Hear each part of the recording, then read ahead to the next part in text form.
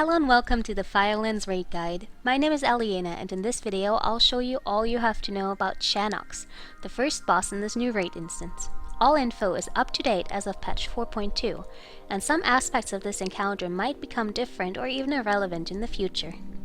We defeated this fight with 3 tanks, 7 healers, and 15 DPS, but similar raid configurations may work just as well. For instance, this could have easily been done with 6 healers and potentially 2 tanks. Shannox is a fire elemental hunter that paths the main area of Firelands. Yep, the one with all the trash. Once you clear a certain amount of trash packs, Shannox will yell an emote and start walking in circles around the main area. He is accompanied by 2 hounds, Riplimp and Rageface.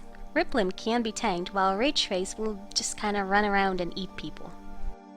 All 3 enemies have a triggered enrage, and your goal is to get both Riplimp and Rageface to die when Shannox is at about 30% health, or as close to that as you possibly can. Both hounds should die at about the same time, as Shannox will enrage as soon as one of them bites the dust. Bringing Shannox below 30% before the dogs die is not recommended, as they also have a mean enrage. Upon engaging Shannox, your raid members should be spread out with your main tank and off tank standing on top of each other and keeping the boss turned away from the raid. The melee should stack up behind the boss. Shannox cannot be taunted, so it's imperative that your main tank and your off tank are first and second in threat at all times.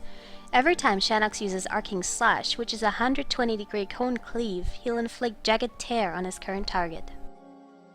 Jagged Tear inflicts stacking dot damage every few seconds and lasts for 30 seconds, so every 8 stacks, or whatever number of stacks your healers are most comfortable with, your main tank needs to let the off tank pass him in threat.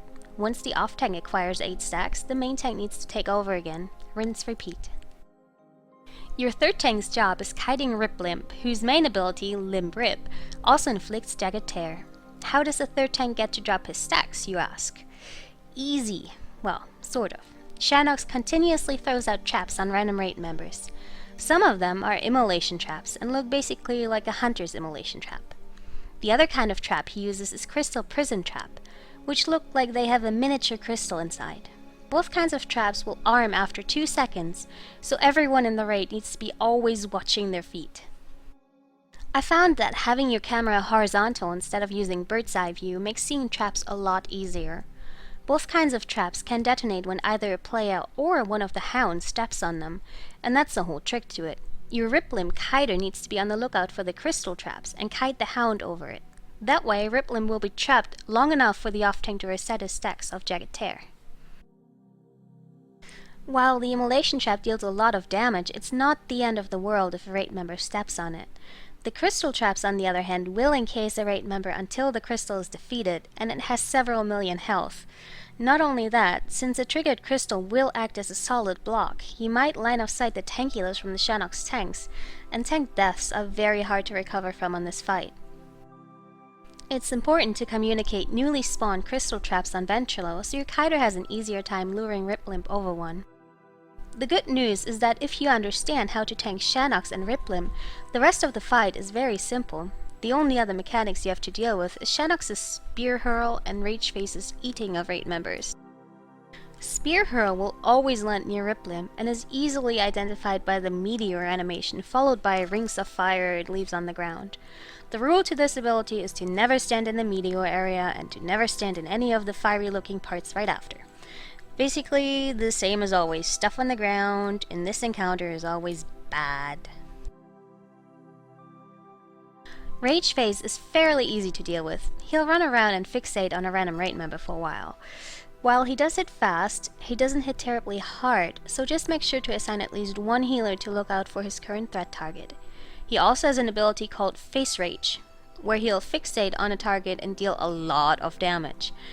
This ability is broken if Rageface takes 45,000 damage in a single attack, or 30,000 in the 10-minute version. To make sure that no raid member dies to this, you should have your healer macro Face Rage into their raid frames, and make sure to keep a good team of ranged attackers on him at all times, so you break the Face Rage real quick. Again, your target is to kill both hounds at roughly the same time, which should be when Shannox is at about 30% health. Your melee should be on Shannox himself at all time, while your ranged team's DPS should be split up among the dogs. For each dead hound, Shannox will inflict 30% more damage, 30% faster. So with both of them dead, you're looking at a 60% increase in both damage and attack speed. At this point, it is recommended to add a cooldown chain to the usual tank rotation, so make sure you communicate things such as shield wall, pain suppression, hand of sacrifices, etc. on Ventrilo. This is a clear burn phase, so Bloodlust, Heroism, or Time Warp should be reserved for Shannox's Enrage. His Spear Throat turns into an ability called Magma Rupture after he enrages, and will now also cause every raid member to take 40% more fire damage for a minute. So it's even more important not to stand in any of the little fire options after this point. If you keep executing a good cooldown chain, Shannox should go down pretty easily. As always, good luck and have fun! I've attached footage of the whole encounter so you can see how we dealt with the various mechanics in detail. We're just about to pull him here, and you can see how our main tank and our off tank position Shannox so that the main tank and the off tank are together while the melee are situated behind him and all the ranged members are spread out.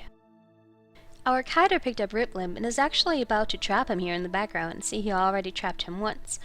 Crystal Trap is going to last quite a while here, enough to reset his stacks, although right at the start of the fight he's probably not gonna need it yet. But regardless, while Riplimb was trapped, the kiter ran to the other side of the room just so Riplimb would take longer to get to him. Meanwhile, Rage Phase just kind of does his thing of phase raging. We do have healers that look out for his current target, especially if the phase rage goes out. We have that called out on Ven just so people know to focus on that target. The phase rage usually gets broken pretty quickly since we have a good amount of DPS focusing on him, and Rage Phase as well as Riplimb can both, get stuck in traps, so that kind of makes it easier and disables them for a while, or makes them take more damage, which is always a good thing. What you just saw was the Spear Hurl, accompanied by all the little fiery things on the ground. They take about 2 seconds to detonate, so that's the amount of time you have to get out of them. Kind of like the trash before the Ascendant Council in BOT. As a side note, standing directly in the meteor area will kill you, so you should probably not do that. But that's only a 3-yard area, so it'd be kind of hard to actually stand in. Off to the left here you see an immolation trap. The crystal traps look kind of like them, except they don't have the fire in them, they have a little crystal-like thingy, so you have to take a close look to actually distinguish which one's which. Now, the immolation traps are less useful, just because all they do is deal damage.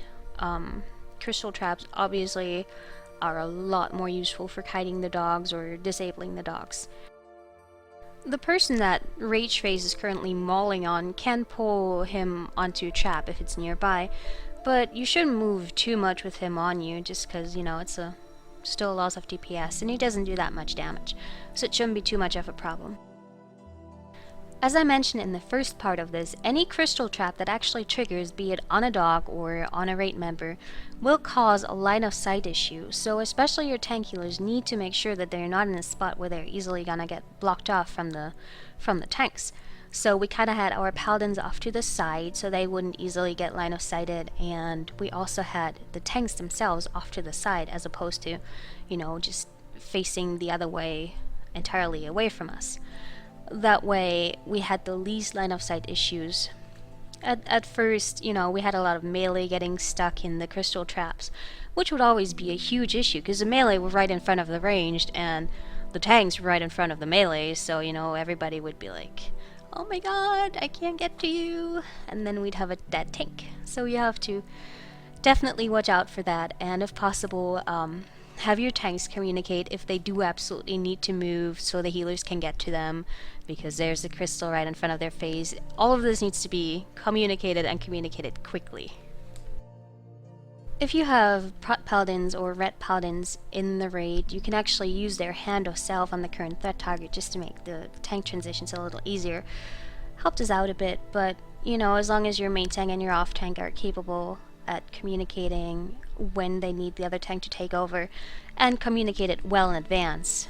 Like, say, if you want to switch off at 8 stacks, you should start the transition at about 5 stacks, just so by the time your tank actually gets to 8 stacks, he's actually gonna have threat.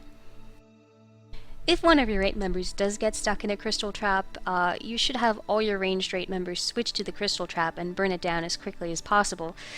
As I said, it's about 2 or 3 million on the thing, so you don't want to have somebody stuck in them, but it is a huge delay if somebody does get stuck in them. So definitely make sure to watch your feet at all times. Please try to avoid getting stuck in them. It's such bad news.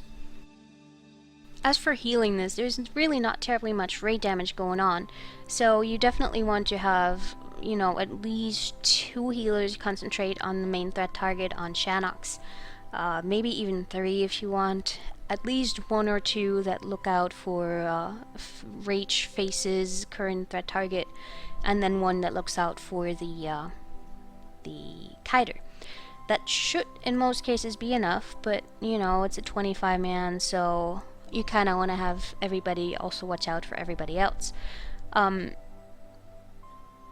only raid damage that you can really expect is the spear throw, and anything else is actually really trivial. As for DPS, as long as you have a good ratio, you know, of the dogs going down at the same time and the dogs going down as close to 30% of Shannox as possible, you're good. If you need to adjust DPS midway through, you know, don't hesitate to do it. You definitely want the dogs to be almost dead when Shannox is at 35% health. You don't want to tip Shannox over 30% before the dogs die, because then everything just kind of goes down the drain. And you don't want to kill the dogs when Shannox is at like 45% health, because then he's going to eat your tanks.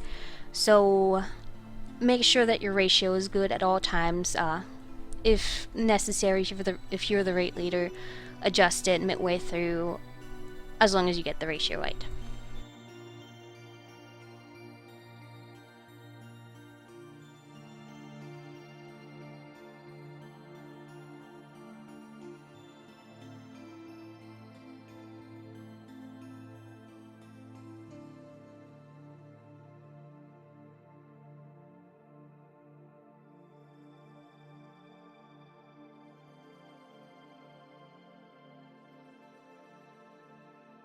The dogs are about to die here. We got them down pretty evenly.